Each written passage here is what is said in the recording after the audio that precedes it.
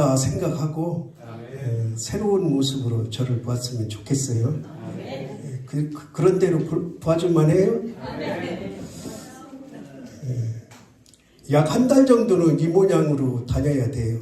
그러니까 앞으로도 주일에 한 달 정도 색안경 끼고 나와야 되니까 이것도 또 그냥 일반 선글라스가 아니고 제 눈에 돋보기에 맞춘 돋보기예요. 그래서 이렇게 그래도 대략 성경이 보이고 글씨가 보이고 합니다. 우리는 매년 첫째 주일은 12월 첫째 주일은 재직 수련회로 이렇게 하나님께 영광을 돌리는데 그동안에 이렇게 재직 수련회를 25번 들으신 분도 있어요. 근데 올해 처음 듣는 분도 있어요. 재직이란 뭐냐? 여러 가지 직분을 말하는데 목사, 전도사, 장로, 안수집사, 권사, 집사. 예전에는 서리집사라 그랬는데 지금 이제 서리자를 빼고 그냥 집사. 이렇게 6개 직분을 여러 가지 직분이다 그래서 재직 그래요. 그러니까 여기 지금 한 80%가 재직이잖아요. 나오신 지 얼마 안 되고 세례 받으신 지 얼마 안 되는 분들만 재직이 아니고 오늘 이제 이따가 마지막에 박광숙 성도님하고 구원재 성도님은 또 재직이 돼요. 처음으로 이제 집사 임명을 합니다. 그러니까 교회가 이제 출석을 해서 세례를 받고 일정 기간 지나면 이렇게 재직을 세우고 또 교회가 필요하면 때로는 안수집사도 세우고 권사도 세우고 또 장로도 세우고 교회에서 목사는 마음대로 못 세워요. 아무리 믿음이 좋아도 너 목사해라 할 수는 없고 그래서 교회가 필요에 따라 이렇게 이제 직분을 세우는데 장로는 세례 교인당 몇 명까지만 세울 수 있어요. 그러나 안수집사나 권사는 마음껏 인원에 제한 없이 세울 수 있는데 장로는 저 사람 장로 충분히 할 수 있는데 왜 안 세우냐 그럴 수 있는데 세례교인 30명당 1명밖에 못 세워요. 그러니까 내 마음대로 막 세울 수가 있는 게 아니고 그래서 장로직은 더 귀한 거죠. 재직 수련회인데 왜 이렇게 학생들 또 나온 지 얼마 안 된 분들까지 같이 이렇게 수련회를 하느냐. 제가 처음에 와서는 따로 했어요. 재직들만 따로 모이고 또 다음 주에는 항존직이라고 해서 장로, 권사, 안수집사들만 또 모여서 하는데 왜 따로 하다가 이렇게 같이 하느냐.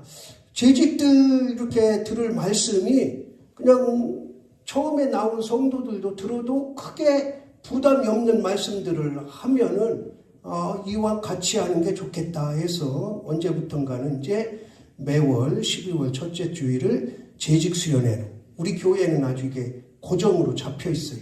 고정으로.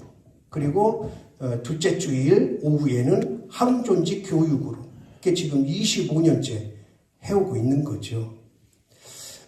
올해 우리 이제 총회 주제, 다시 말하면 내년이죠. 이제 양력으로 말하면 내년 2025년 총회 주제 한번 같이 읽어봅시다. 시작. 성령의 능력으로 부흥하는 교회. 제가 그동안에 총회 주제를 한 번도 사용을 안 했어요. 왜? 우리 교회하고 거리감이 있어서 총회 주제하고 우리 교회하고 거리감이 그동안 나쁘다는 게 아니라 거리감이 있어서 한 번도 사용 안 했는데 이번 9월 달에 총회를 가서 물론 그 전부터 알았지만 성령의 능력으로 부흥하는 교회 이거 참 내가 생각했던 바하고 조금 이렇게 뜻이 일치가 되더라고요. 그런데 한 가지 고민을 했어요. 고민. 이게 부흥이라는 단어를 딱 우리가 생각하면 교회가 막 숫자적으로 늘어나고 부흥하고 그런 거를 생각하는데 우리는 지금 농촌에서 그게 한계가 있잖아요. 작년에 우리 교회에 등록한 분이 6분이에요. 기적이요, 기적. 그리고 세례 받은 분이 4분이에요. 그러면 이거를 부흥이라 할 수 있느냐? 우리 교회 상황이나 처지나 이런 형편에서는 저는 부흥이라고 할 수 있다 하는데, 또 어떤 분은 무슨 교인 6명 늘어난 이걸 부흥이라 그러냐 할 사람도 있고, 그래서 저는 이거를 숫자적인 거에만 초점을 맞추지 말자.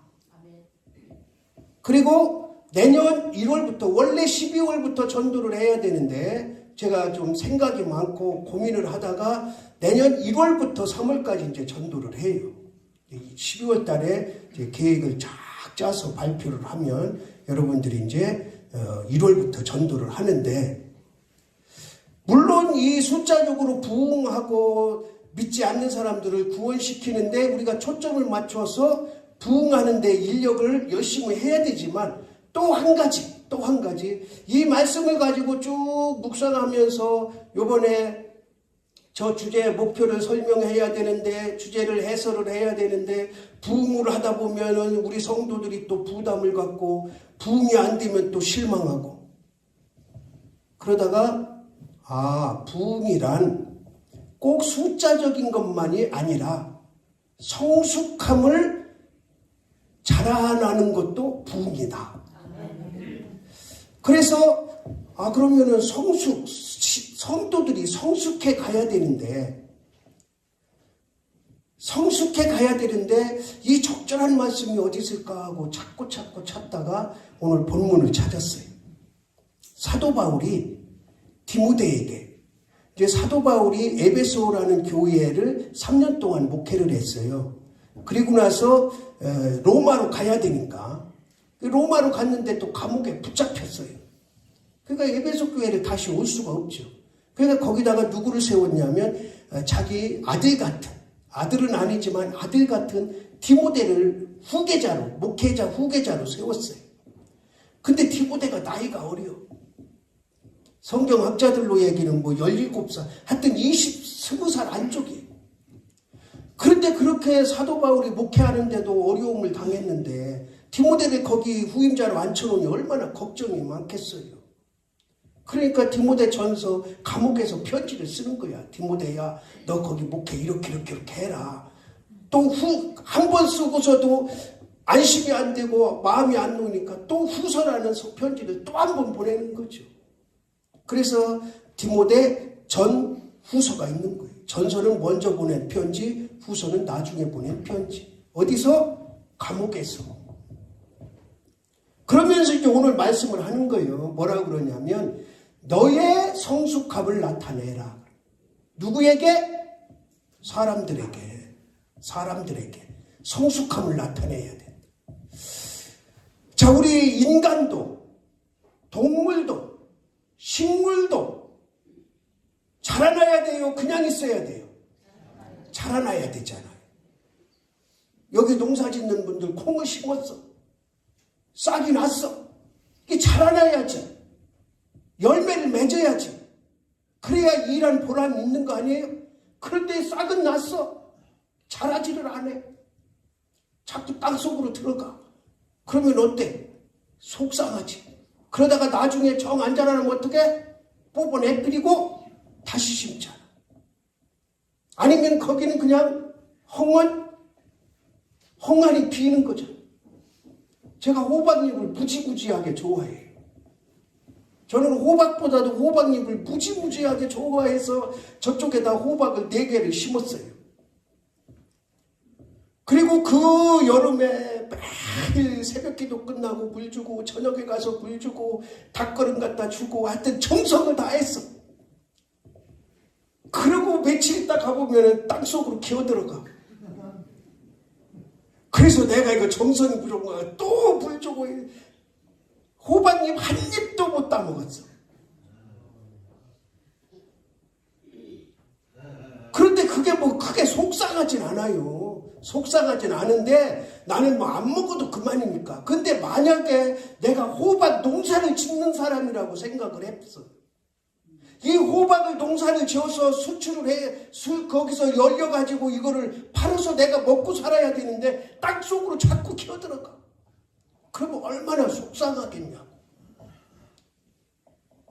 일정 부분 자라야 되는데 자라지질 않아. 동물도 마찬가지. 동물도. 제가 어렸을 때 집안에서 이제 돼지를 키우면 돼지가 새끼가 나요. 새끼. 보통 뭐 9마리에서 12마리, 많을 때는 막 16마리까지 낳고 이러는데 제일 먼저 나온 새끼. 그러니까 이제 돼지 그 뱃속에서 막 우구르구르구르 자라다가 이제 날 때 되면 제일 먼저 나온 새끼를 문열이라고 그러더라. 문열이. 그게 무슨 뜻인지 모르겠어. 문을 열고 나왔다 그래서 문열인지 하여튼 문열이라고 그러는데 이게 안 커. 대부분이 보면 안 커. 그런데 이제 돼지 젖이 12개예요. 12개인데 12마리 이하로 낳을 땐 괜찮아. 그런데 이 12개 중에도 제일 앞쪽 거는 젖이 별로 없어. 중간하고 뒤쪽 게 젖이 많아.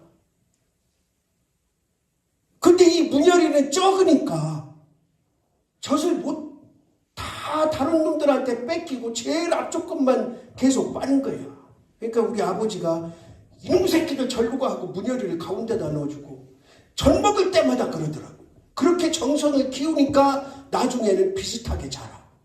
그리고 팔아먹을 때 되면 어떤 때는 그게 더 클 수도 있어. 아니 짐승 그 새끼 한 마리도 안 자라면 속상해서 그냥 그렇게 정성을 쏟아. 정성. 매일 젖 먹을 때마다 시간 맞춰가지고 조금 큰 놈도 제쳐놓고 저 제일 잘 나오는 데다 대주고. 짐승도. 독수리는요. 한 마리만 키운대요. 알을 2개를 낳든 3개를 낳든 부화를 하잖아요. 그러면은 조금 처음에는 이렇게 같이 키우다가 나중에는 도태될 거 2마리나 1마리는 그냥 없애고 1마리만 키운대요. 아주 강한 놈. 짐승들도 그런다니까. 잘 자라야 돼. 잘 자라. 그 사람은 또 말할 것도 없잖아요. 사람은.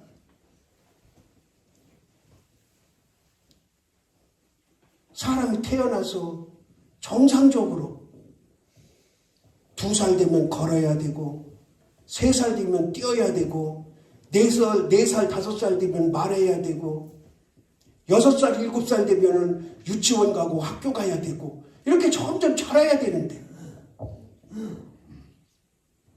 아마 제가 아들을 낳고 그때 돈이 많았으면 돈 엄청 썼을 거예요. 돈이 없어서 못 썼어요. 4살 때까지 말을 못해. 그냥 엄마, 아빠 이 정도만 하고 다른 단어를 못해. 요즘 같으면 난리 버거지 않겠지. 뭐 어디 병원 가고 어디 가고 막 했겠지. 근데 돈이 있어야지.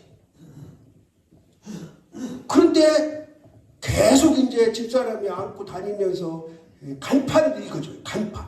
버스 타면서 저거는 이제. 그런데 하루에 지가 간판을 읽더라고요. 말도 못하던 놈이. 그때 얼마나 감사한지. 뭐 마음 크게 졸이지는 않았지만 뭐 정상적으로 이제 키는 잘하고 이러고 활동을 아무 부족함이 없이 하니까 그냥 말만 늦을 뿐이다 생각하고 크게 걱정을 안 했는데 그렇게 말이 한번 탁 터여지니까 이제 그때부터는 그 웬만한 말 다 하는 거예요. 그냥 이렇게 점차적으로 배워나가는 게 아니고. 그러니까 계속 귀로 듣던 것이 이제 혀가 터져가지고 그러면서 어딘가 갔더니 아쿠아인 사달래. 아쿠아인. 아쿠아인이 뭔가 그랬더니 아이스크림을 아쿠아인이라고 천마디가 그래. 아니 입을 열고 천마디가 아니라 뭐를 사달라고 요구한 천마디가 아쿠아인 사달라는.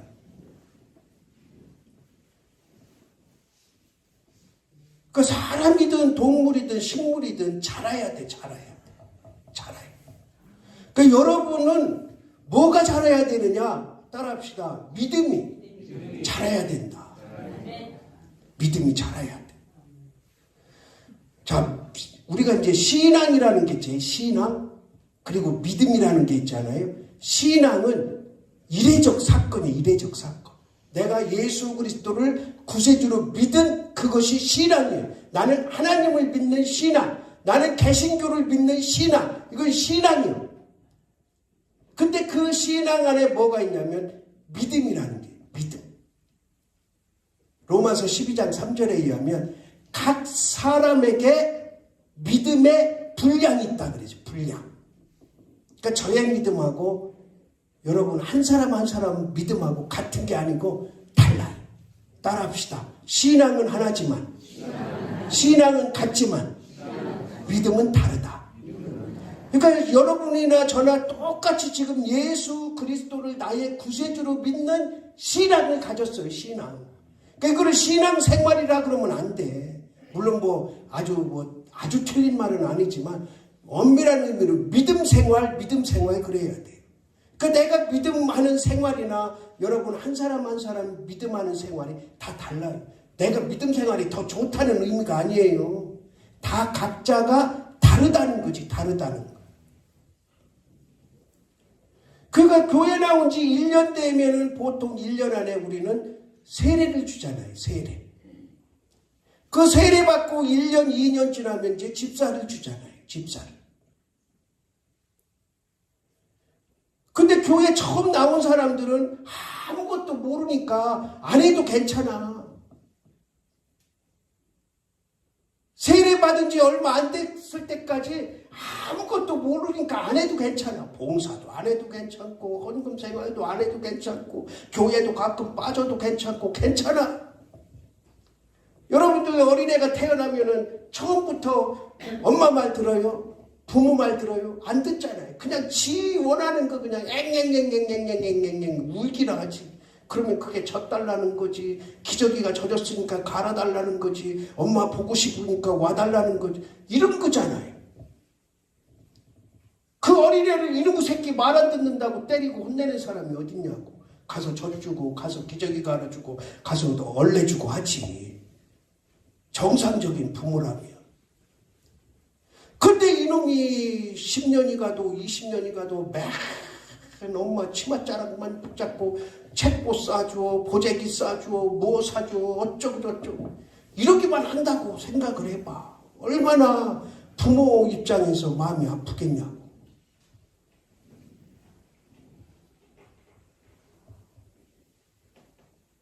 그래도 초등학교 정도 되면 지가 책보도 쌀 줄 알고 그래야지. 요즘에는 부모가 다 싸줄 거라마. 초등학교 1학년 돼가지고 자기가 책가방 챙겨가지고 가는 애 있어요? 그거는 잘하는 거를 막는 거야. 교육이 제대로 된 교육이라면 네가 챙겨갈 거는 네가 챙겨라. 아니 못 챙겨가서 한대. 요즘에는 뭐 때려도 큰일 나고 혼내도 큰일 나지만 그런 어떤 정상적인 성장 과정이 있어야 됩니다. 그런데 우리 한번 생각을 해보자고요. 여기는 믿음 생활한 지 70년 넘은 분도 있을 거예요. 저는 66년 됐어요. 이제 한 달만 있으면 67년 돼. 그러면 제가 얼마나 잘했냐? 저는 매년 잘하려고 애쓰고 노력해요. 근데 그것도 이제 한계치가 있는 거지. 잘하는데도 키도 나같이 160에서 딱 멈추면 끝나듯이 서장훈이 같은 경우는 2m 6까지 크지만 이게 한계치가 있는 거잖아요. 계속 뭐 3m, 4m, 5m 안 자라잖아. 믿음도 그런 거예요. 믿음도. 1년이 지나면 요만큼, 2년이 지나면 요만큼, 3년이 지나면 요만큼 이렇게 자라다가 언제 가서는 이제 한계치가 오는 거예요. 내 능력도 안 되고 힘도 안 되고 뭐도 안 되니까 이제 거기서 멈춰서 들락날락 하는 거지. 그런데 여기 한계치까지는 자라야 되는데 이거를 못해. 이거를. 그런데 우리가 키나 정신이나 이런 거는 먹고 입고 자고 싸면 그냥 내가 알아서 하나님이 그렇게 오묘하게 창조를 해주셨어요. 내가 노력을 안 해도, 내가 키 크려고 노력 안 해도, 내가 머리 좋으려고 노력 안 해도, 내가 뭐를 하려고 노력을 안 해도 그냥 정상적인 먹고 생활하는 것만 하면 정상적으로 자라게 돼 있어. 물론 거기에 이제 뭐 주사 맞고 뭐 하면 조금 더 낫기는 나겠지. 얼마나 하나님께서 우리를 이렇게 차별 없이 누구나 잘 먹는 사람도 그냥 거기서 한 개씩 끝나고, 못 먹는 사람도 한 개씩 끝나고, 못 먹는 사람도 머리 좋은 사람 있고, 잘 먹는 사람도 머리 나쁜 사람 있고, 얼마나 공평하신 하나님이냐고. 근데 이 한계치까지는 자라야 되는데 이거를 거부해. 이 믿음은 하나님이 자동적으로 자라게 하시는 게 아니에요. 우리 몸과 마음은 자동으로 자라지만 이 믿음이라는 것은 하나님이 예수 그리스도는 나의 구세주다고 믿는 순간 내가 믿음이 들어왔지만 이 믿음을 자라게 하는 것은 따라합시다. 나의 노력이다. 나의 노력으로 되는 거지 자동으로 자라진 않아요. 예를 들어서 여기 이제 이화순 성도님 교회 나오기 등록을 하고서 내가 알기로 한두 번인가 이렇게 빠지시고 처음에는 막 수요기도에도 나오고 얼마나 그렇게 열심히 하셨어.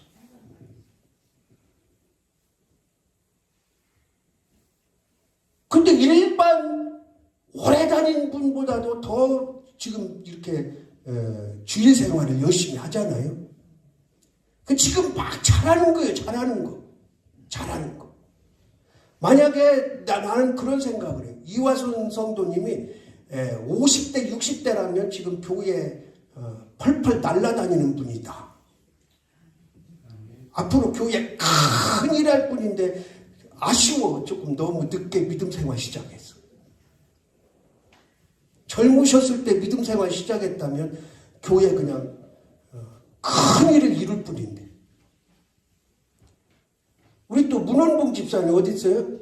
문원봉 집사님 나오시자마자 새벽 기도 나와. 현필이 때문에 기도해야 돼서 그런지 어쩐지는 모르지만 수요 기도 안 빠지지. 지지난 주간에 새벽 기도 안 나와서 걱정이 태산이더라고. 이 양반이 또 뭐가 삐졌나 어쩌나 저쩌나. 그래서 나중에 알아봤더니 독감기가 와가지고. 그런 일 아니고는 교회 나올 때부터 내가 노력한 거지. 내가 문 집사님이나 이화선 성도님한테 교회 열심히 나와야 됩니다. 빠지면 안 됩니다. 이런 소리 한마디도 안 했거든. 근데 본인이 노력하는 거야. 본인이. 내가 이왕 믿음 생활 시작했으니까 내가 이거는 해야지 저거는 해야지 이렇게 다짐하고 노력을 하는 거지. 노력. 왜 이분들이라고 빠지고 싶을 때 없고 빠져야 될 때 없겠어요. 그러나 우선순위를 두는 거예요. 그게 잘하는 거예요. 잘하는 거. 내가 노력해야 잘하는 거. 그러면은 성숙이라는 거는 우리가 이제 우리 장안교회가 그래도 여러분들 자부심을 가질 게 저는 강남에 있는 교회 수준이라고 저는 믿어요. 여러분들 믿음 수준이 강남에 있는 교인들 믿음 수준이라고 나는 그렇게 믿어요. 만약에 내가 강남에 있는 어느 교회 가서 여러분들에게 하는 설교 이렇게 하잖아요. 그러면은 주저앉을 사람들 수두룩딱딱해요.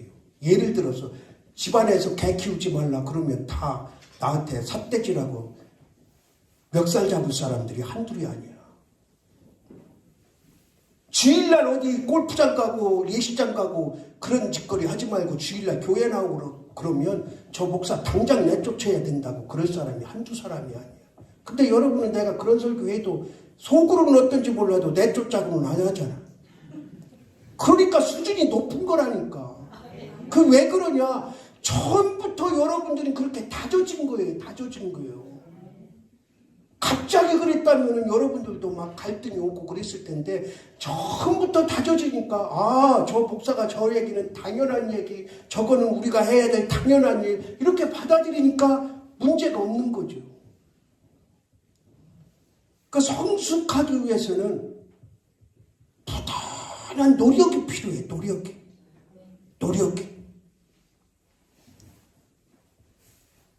그러면은 사도 바울은 디모데에게 네가 많은 사람에게 성숙함을 나타내라 그랬는데 뭘로 성숙함을 나타내라고 했냐?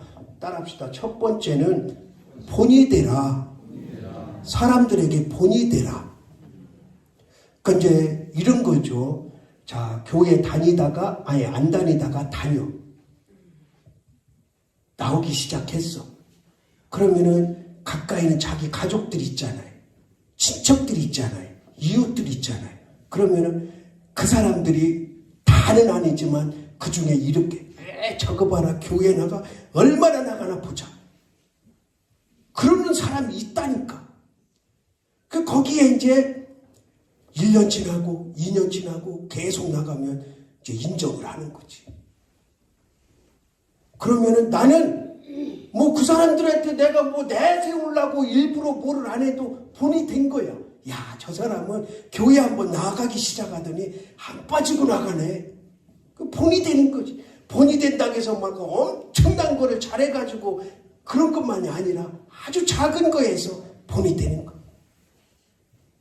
그것도 이런 거죠. 교회 다니기 전에는 입만 열면 뭐 야 이년아 저 이년아 야 이놈아 저놈아 하다가 교회 다니더니 이런 얘기가 쏙 들어갔네. 언제부터 그 입에서 욕이 없어졌네. 그럼 그게 본이 되는 거예요. 야, 저 사람 교회 다니더니 욕이 없어졌어. 우리 당진에서는 그런 사람 입이 걸다 그래요. 욕 잘하는 사람 입이 걸다. 근데 교회 나오고 시작하면서 욕이 없어졌대. 그 대표적인 인물이 나예요, 다. 그전에는 입 열면 욕을 섞지 않으면 말이 안 됐어. 누구 부를 때도 아주 이렇게 자별한 친구 아니면 친구, 야, 이 새끼야, 일로 와봐. 저기 후배가, 야, 너 이놈 새끼, 일로 와봐. 이렇게 불렀지. 야, 누구야? 이래 본 적이 별로 없어요. 그런데 딱 성령 받고 나니까 그게 싹 없어져.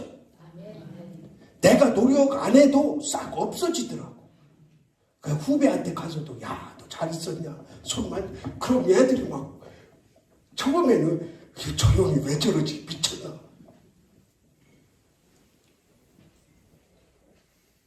명절 때 오면은,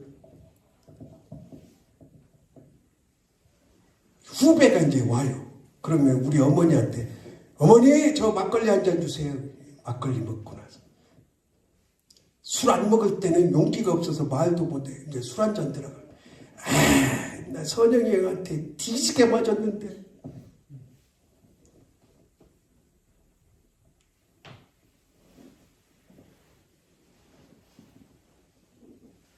그 지금은 그렇게 하고 나서 이제 욕도 안 하지, 때리지도 않지. 그냥 후배들 오면 이제 잘 다독여서 이렇게 하지. 그러니까 그게 이제 본이 되는 거죠, 본이.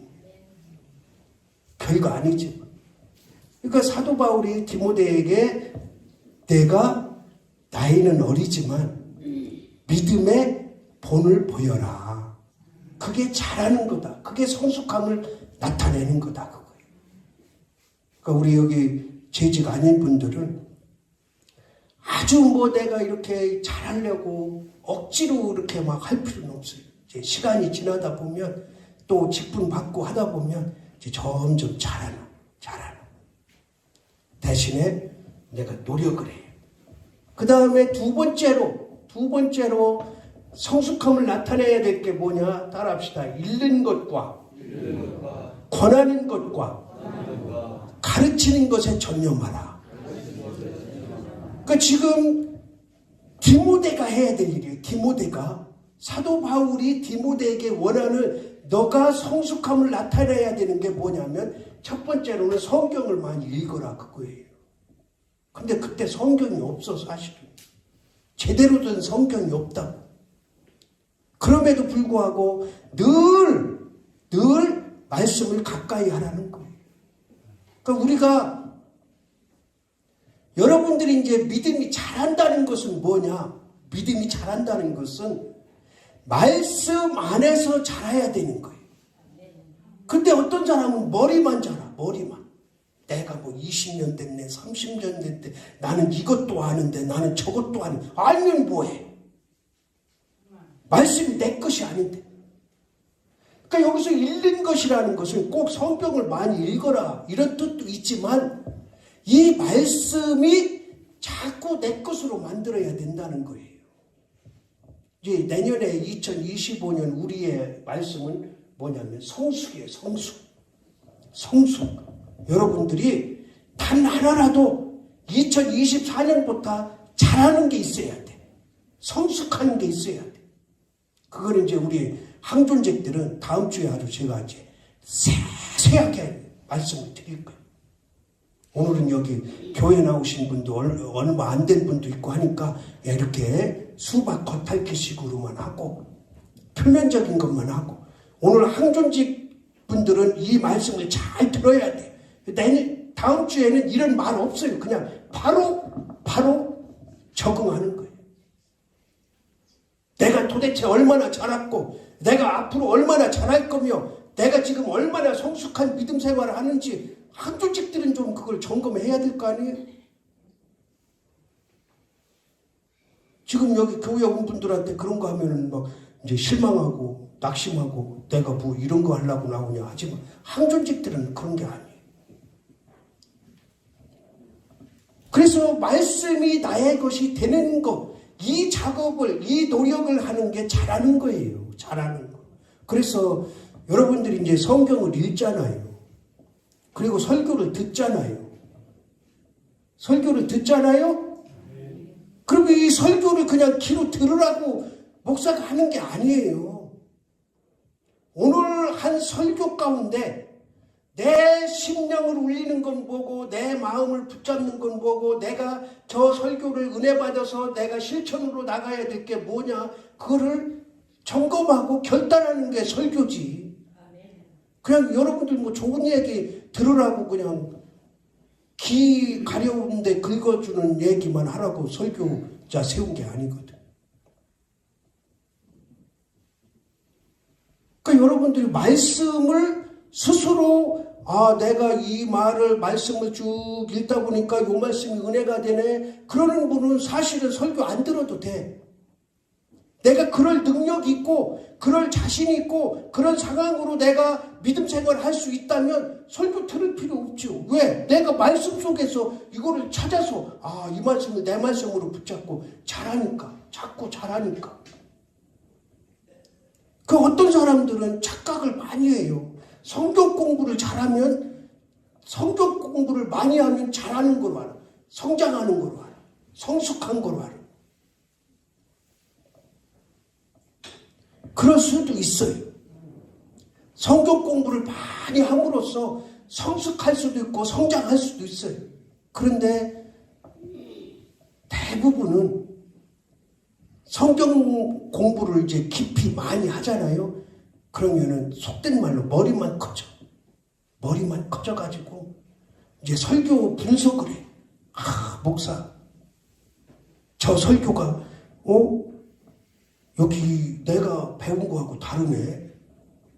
그것도 별로 중요한 것도 아니에요. 예루살렘에서 여리고까지 16km 정도 됩니다. 그럼 내가 배운 건 20km라겠는데 왜 16km라고 그러지? 지가 가서 재봤어? 옛날에 재은 거하고 지금 재은 거하고 다를 수도 있고, 또 기계에 따라 다를 수도 있고, 성경학자에 따라 다를 수도 있고, 그건 중요한 게 아닌데 자기가 그걸 배웠거든. 그런데 우리 예전에는, 지금은 안 그래. 지금 예전에는 성경 공부를 하고 하는 게 뭐냐, 다 그런 지식적인 것만 가르친 거야. 예수님의 제자가 12명이냐 몇 명이냐,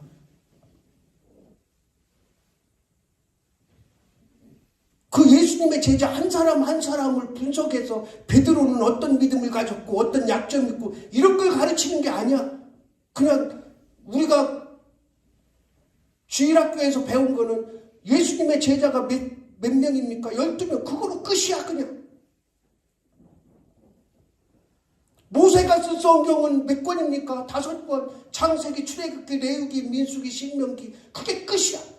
창세기에는 무슨 내용이 있는지, 출애굽기에는 무슨 내용이 있는지 이런 게 없어. 그냥 지식. 학교에서 1 더하기 1은 2다 이런 그냥 주입식 지식으로만 계속 가르쳐 왔던 거죠. 그것도 때로는 필요하지만 그게 중요한 게, 그게 우리를 성숙시키지는 않아요. 한 말씀이라도, 한 설교 내용이라도 그를 내가 붙잡고, 이 말씀을 내가 어떻게 실천하고 나가야 되겠다. 이 말씀을 내가 어떻게 이루어내야 되겠다. 내 이 말씀을 어떻게 붙잡고 살아야 되겠다. 이 다짐하고 결단이 더 중요한 거죠. 권하는 게 뭐냐? 권하는 것이라는 것은 자꾸 복음을, 이 사람들을 만나면 복음을 권하는 거예요. 예수 그리스도를 권하는 거예요. 그리고 가르친다는 것은 알게 한다는 거예요. 알게. 그럼 알게 한다는 것은 우리가 말하는 대로 지식을 알게 하는 게 아니고 그를 체험하게 하는 거예요. 체험하게. 이게 중요한 거예요, 사실은.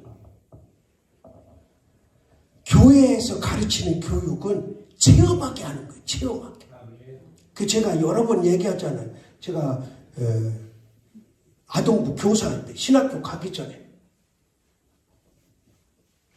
아동부 교사하는데 그 구역 공과에 구제에 대해서 나와요. 구제하라 어쩌고, 뭐 사마리아인이 구제했고 어쩌고.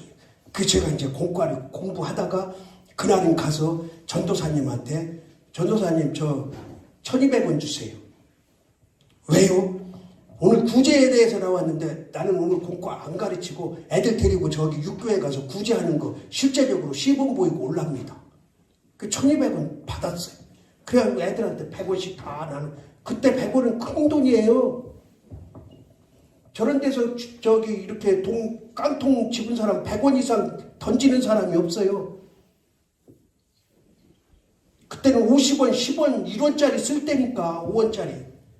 그 이제 1200원을 받아가지고 100원씩 다 주고 나니까 처음에는 이놈들이 야 우리 과자 사 먹으라고 준다고 저거 이놈의 쓸데없는 소리지 말고 저기 가면은 저기 걔네들은 이제 거기 동네 사니까 여기 육교에 깡통 놓고 앉아있는 아저씨 있지, 거기 가서 아무도 모르게 가서 깡통에 놓고 저쪽으로 건너갔다가 다시 거기서 한참 있다가 다시 건너와. 그래 한 놈 하면은 또 가고 또 이렇게 해서 12명을 다 하고 제가 마지막에 하고 그리고 교회 왔어요. 뭐 가르칠 거 없어. 체험하게 하는 거. 구제란 이렇게 하는 거구나. 그러니까 여기서 권하고 가르치는 거는 그렇게 내가 가진 믿음, 나로부터 배운 믿음, 그거를 성도들에게 체험하게 하라는 거예요. 체험하게. 그러니까 여러분들은 장학교회 성도들은 체험을 하잖아요. 전도 체험을 하잖아요. 요즘에는 조금 그렇지만 처음에 와서는 우리 전교인이 다 나가서 전도하고 와서 예배 마무리하고 그런 적도 있잖아요. 여러분 전도하세요. 전도하세요. 아무리 떠들어봐야 소용없어요. 체험하게 하는 거지. 가르친다는 거는 체험하게 하는 거죠. 그 다음에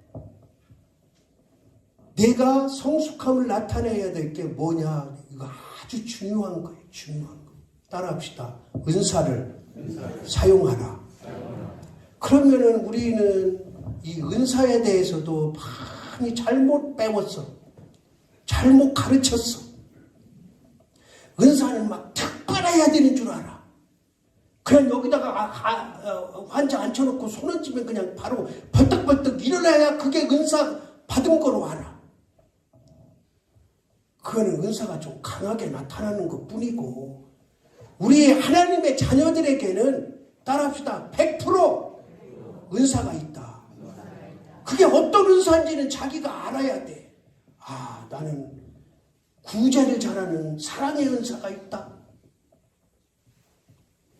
아니 기도 못해도, 교회 못 나와도, 다른 건 못해도 불쌍한 사람 보면은 옷 벗어주고 싶은 마음이 있을 거 아니야. 그러면 그 사람은 어떤 은사를 받은 거야? 이웃을 사랑하는 은사를 받은 거예요.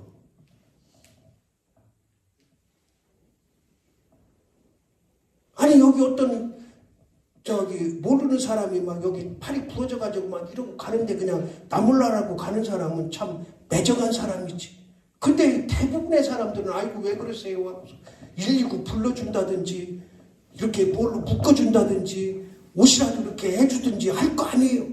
그러면 사랑의 은사가 다 있는 거지. 그것이 강하고 조금 약할 뿐이지. 봉사도 마찬가지예요. 봉사. 어떤 사람은 일주일 내내 교회에 와서 일해야 속이 풀리는 사람이 있어. 우리 누님이 그랬어. 지금은 나이 먹어서 안 하지. 권사 한 번 받고 나더니 그냥 일주일 내내 교회 가서 살아. 거기는 교회도 크고 할 일도 많으니까. 그래서 내가 물어봤어요. 누나 그렇게 교회가 할 일이 많아? 없어도 나는 교회 가야 마음이 편해. 할 일 없어도 그냥 교회가 있는 거예요. 집에서 그냥 혼자 뒹굴뒹굴 하는 거니 그냥 교회 가면 그래도 이 사람이라도 있고 저 사람이라도 있고 말동무라도 있고 하니까. 그러니까 이제 목사 사모가 저 권사 되더니 열심히 하네. 그러더니 자꾸 맡기는 거예요. 이것도 맡기고 저것도 맡기고 하다 보니까 이제 자꾸 바빠지는 거예요. 그러면서 몸이 10개라도 모자라다고 그래서 내가 그랬어요 한번. 혹시 동생이 목사라서 부담돼서 그런 거 아니요? 그랬더니 아니요 그런 건 아니요. 나는 좋아서 해. 근데 그렇게 항상 즐거움이 넘쳐. 그런 사람들은 뭐를 은사 받은 거예요? 봉사의 은사를 강하게 받은 거지. 일을 안 하면 좀이 쑤시는 거야. 그렇다고 막 남의 일 뺏어갖고 하고 그러진 않지만. 그러니까 우리에게는 하나님을 믿는 자녀에게는 다 은사가 있어요. 그 은사를 내가 개발을 해야 돼. 그래가지고 그 은사를 잘 사용하면 그게 내가 성숙해지는 거예요. 성숙해지는 거예요. 그런데 그런 은사를 주었는데도 자꾸 사용 안 하면 이제 그 은사를 걷어가시는 거지. 그러면은 하늘의 상급이 없어져. 그러니까 디모데에게 은사를 성숙함을 나타내라. 그 다음에 마지막으로 뭐라고 그래요? 오늘 본문에 따라합시다. 전심전력하여. 따라합시다. 크게 전심전력하여. 우리가요 24시간 전심전력 할 수 없어요. 그렇죠? 1년 365일 전심전력 할 수 없어요. 목사도 마찬가지. 목사도 바짝 설교 준비. 그러면은 집중해서 설교 준비. 그때 전심전력 하는 거지. 기도 새벽에 나와서 그때 전심전력 하는 거지. 그리고 나는 새벽 기도 끝나면 가서 뭐해요? 내가 뭐해요? 퍼져 자. 그래서 우리 성도들 아는 분들은 8시 안에는 전화를 잘 안 해. 아주 급한 거 아니면. 왜? 저 목사 지금 처자고 있거든. 처자는 건 아니지.